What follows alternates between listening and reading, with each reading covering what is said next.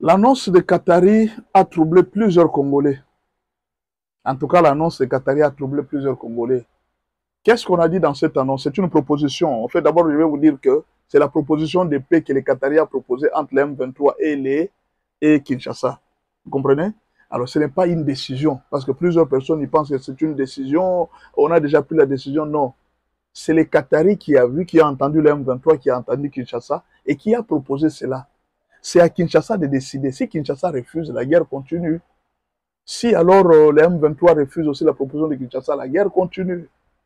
Vous voyez? C'est ça la situation. Mais alors, plus la guerre continue aussi, les États-Unis doivent finalement intervenir parce que nous avons déjà signé un accord avec les États-Unis pour la sécurité de nos minéraux et de nos territoires. En retour, les États-Unis devraient prendre des minéraux. Alors, déjà, il faut savoir, dans l'accord de principe qu'on a signé avec les M23, il y avait ce qu'on appelle le rétablissement de l'autorité de l'État. C'est dans l'accord de principe. De deux, dans l'accord de principe qu'on a signé avec le Rwanda, il y avait ce qu'on avait appelé le retrait de tous les militaires rwandais et le respect des territoires congolais. Mais alors, quand vous êtes en train de dire que non, les M23, la RDC est balkanisée, il y a même déjà un drapeau du Kivu, le Rwanda a déjà signé, même a même déjà ratifié. Bon, le Rwanda a ratifié quoi? Qu'il n'y aura pas attaque des territoires du voisin. Le Rwanda ne peut plus attaquer parce que c'est déjà ratifié. Vous comprenez? La RDC aussi avait déjà signé les accords. Et quand on va aller signer les accords entre la RDC et le Rwanda, c'est pour dire que les Rwandais acceptent de ne plus jamais attaquer la RDC. Vous voyez? Et la RDC, bon, on avait déjà levé l'histoire des FDLR. Là, on a dit que non, les FDLR ne constituaient pas vraiment une menace pour le Rwanda. Donc, déjà là, cette signature sera posée. Et les deux, quand les M23 vont signer l'accord, déjà dans les accords de principe, les M23 a déjà accepté le rétablissement de l'autorité de l'État partout. Alors, déjà ça, ces deux propositions ont déjà mis fin à toute spéculation qui dit que non, la RDC va perdre son territoire. Non, tout ça c'est un forcing. On est en train de manipuler les Congolais pour qu'ils soient troublés à tout moment. Parce que les Congolais, il faut le dire, ils ne croient plus en rien finalement. À cause du temps, à cause de ce qui s'est passé, ils ont vu que les choses ont beaucoup duré. Mes frères, je vous ai toujours dit et je répète encore, vous savez, quand le poison entre dans le corps de quelqu'un, c'est en un jour, il prend un verre et puis il boit, le poison est entré dans le corps. Mais rassurez-vous que le poison pour quitter le corps de quelqu'un, ça peut prendre le temps et le temps qu'il le faut. Il y aura des soins et des soins, des médicaments et des médicaments pour soigner quelqu'un. La guerre peut entrer facilement, mais la paix n'entre pas facilement. La maladie peut entrer facilement, mais la guérison n'entre pas facilement. Il faut le savoir, c'est le principe de la vie. Nous avons déjà connu la guerre. Ces gens se sont habitués à vivre de nos minéraux. Ils se sont habitués à devenir grands de nos minéraux. Si aujourd'hui le Rwanda est grand, tel qu'on considère une grande nation, le Rwanda n'a rien pour devenir une grande nation. Même le leadership de Kagame ne suffit pas pour rendre le Rwanda au niveau où le Rwanda se trouve. Si le Rwanda se trouve à ce niveau où il se trouve, c'est à cause des minéraux de la RDC. Voilà pourquoi ces gens habitués à ce système, ils sont en train de se poser la question. Maintenant, notre travail va se terminer. Nous allons nous retrouver au chômage. Nous n'aurons plus rien. Mais alors, ils sont en train de se battre pour conserver ne plus qu'une position, afin que demain, ils ne meurent pas de faim. Alors, ce n'est pas si facile que vous êtes en train de le penser, que non, voilà, il y a juste des signatures qui sont signées. Non. Il faut se battre. Il faut que la RDC aussi se prépare sérieusement, s'arme sérieusement pour se préparer à la guerre. La RDC ne doit pas rester distraite pour dire que non. Bon. Et puis, ne croyez pas que c'est vous qui informez au président Félix Tshisekedi. Il dit non.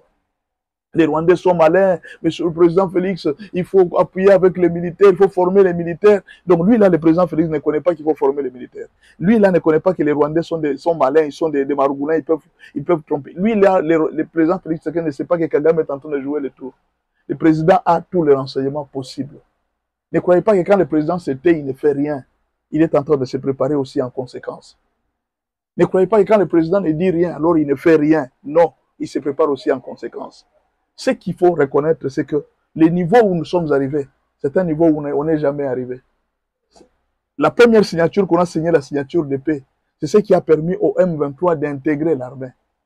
Alors, le Qatar a proposé que les deux provinces, les territoires qui sont sous occupation de M23, que le gouvernement congolais puisse nommer des gouverneurs qui sont de l'AFC et M23. Deux, qu'il y ait partage de 50% des policiers venant de Kinshasa et 50% des policiers venant pour sécuriser les provinces. Bon, jusqu'à quand, je ne sais pas. On n'a pas lu tous les documents. C'est ça les documents que les Qataris ont proposés pour signer la paix. Mais alors, là, nous sommes en train de lire, c'est Maxime Prévost. Maxime Prévost, c'est le ministre des Affaires étrangères belge. Lisez ensemble avec moi. Projet d'accord de Doha. Manifestement, c'est ce qu'il a déclaré.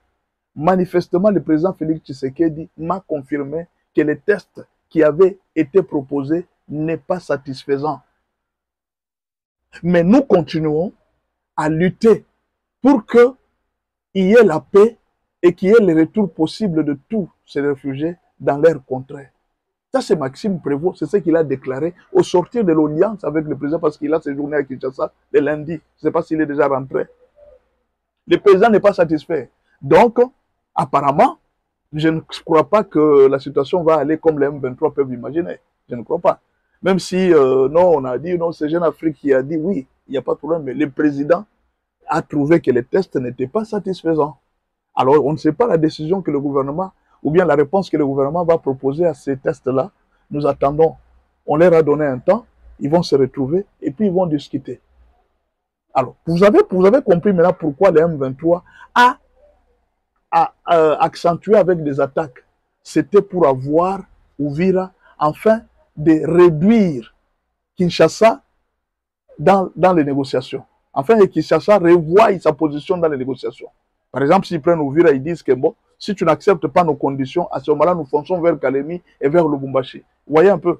C'est ce que M23 était en train de faire le forcing pour prendre aussi Walikale. Leur souci, au fait, même eux-mêmes, ils sont déjà fatigués avec cette guerre. Il y a beaucoup de soldats rwandais qui sont en train de mourir tous ces jours ici. Ils sont fatigués avec cette guerre. Mais le problème, c'est quoi? Qu'est-ce qu'ils vont faire? Ils sont habitués à vivre avec ces minéraux. Ils vont faire quoi?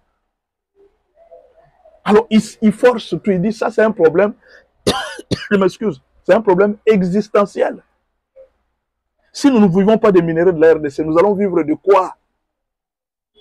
Maintenant que les Américains veulent prendre, alors si les Américains vont prendre, que nous puissions nous retrouver même quelque part là, dans ces deals avec les Américains, qu'on insère les Rwandais comme des Congolais. C'est-à-dire les Rwandais veulent s'approprier une partie de leur nationalité. Bien qu'ils disent que leur pays est développé, nous sommes tranquilles dans notre pays, mais leur rêve, c'est toujours le Congo.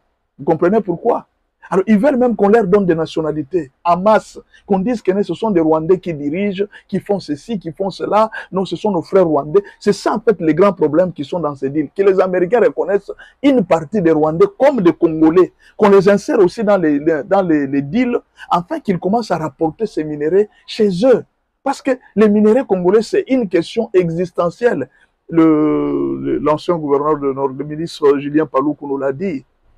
Il nous a dit que les minéraux, les FDLR que les Rwandais sont en train de chercher au Congo, ces FDLR-là, ce sont des coltans, castérites, et puis les pyroflores. C'est ce qu'ils sont en train de chercher ici, au Congo. Ce sont les FDLR qu'ils cherchent. Donc, quand Kagame vous dit que la guerre avec les FDLR, c'est un problème existentiel, justement, parce que à l'heure actuelle, Kagame s'est rendu compte qu'il ne peut pas exister sans les minéraux du Congo. C'est ça le problème. Alors, ils sont obligés de forcer qu'ils aient même une place dans ces deals. Avant, vous voyez que tous ces efforts qu'ils sont en train de faire, c'est enfin que les Américains voient que non, il y a des troubles au Congo, il y a des troubles au Congo. Comme ça, les Américains vont retarder les deals. C'est ce qu'ils sont en train de faire. C'est l'effort qu'ils sont en train de faire. Malheureusement, Dieu est de notre côté. Je vous assure que Dieu est de notre côté. Vous voyez tout ce qui est en train de se passer. Un jour, vous oublierez tout ça. C'est déjà vers la fin. Dieu nous a déjà donné la victoire. Croyez en cette victoire que le Seigneur nous a donnée. Ne vous découragez pas. Ce pays, c'est le nôtre. Je sais, moi je ne parle pas seulement en tant qu'analyste politique. Je suis pasteur. Je prie pour la RDC. Nous croyons que Dieu a déjà sauvé ce pays. Vous vous rappelez de ce que Dieu avait dit à Moïse? Moïse, mon serviteur, je suis descendu pour libérer ce pays. Pour libérer mon peuple de la servitude. J'ai vu la souffrance. J'ai vu comment est-ce qu'on est en train de faire souffrir mon peuple. Je suis descendu pour les libérer. Dieu est de notre côté. Quelle que soit la résistance de Pharaon, quel que soit ce que Pharaon va faire, la délivrance, nous sortirons un jour avec joie. Voilà pourquoi j'ai dit aux chrétiens de continuer à prier.